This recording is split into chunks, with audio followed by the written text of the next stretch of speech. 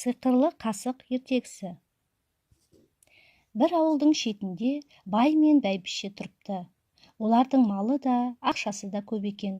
Бірақ екеуі соның бәрін өзгелерден қызғанады екен. Сондықтан үйге қонақ келмесін деп, екеуі киіз үйлерін әдейі алысқа тігіпті. Сол ауылға алдар көсе келе жатыр еді. Ол жолда бір қасық тауып алып, байдың үйіне қонаққа кірмекші болады. Бай оны көрген соң үйінен атып шығады.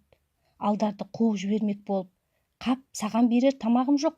Өзім 3 күн бойы аш отырмын. Мүмкін көршілерге қонақ боларсың», дейді.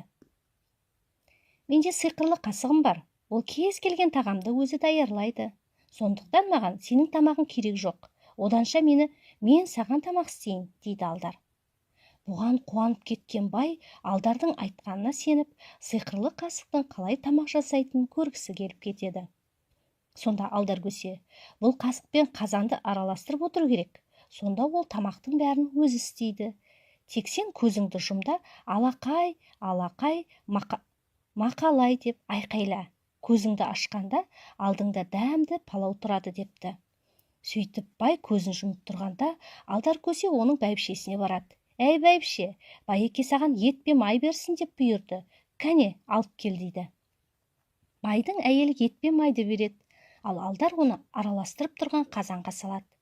Тағы бір рет барып ол бәйбішеден туралған пияз бен сәбізді сұрап алып кетеді.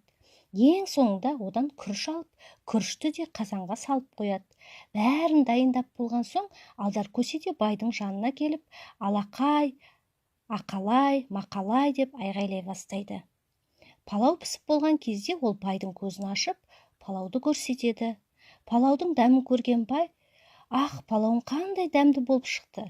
Маған қасығыңды сатшы, мен саған 1000 теңге беремін», дейді. «Егер 1000 теңгең болса, неге 3 күн бойы аш отырсың? Мен сенің қасығыңды күтіп отырмын ғой. Ендігәрі аш қалмаймын. Маған қасығыңды сат», деп бай қоймай қояды. Алдар көсе келісіп, өз қасығын байға беріп кетеді. Алдар қайтқан соң бай қасықты әйеліне көрсетеді.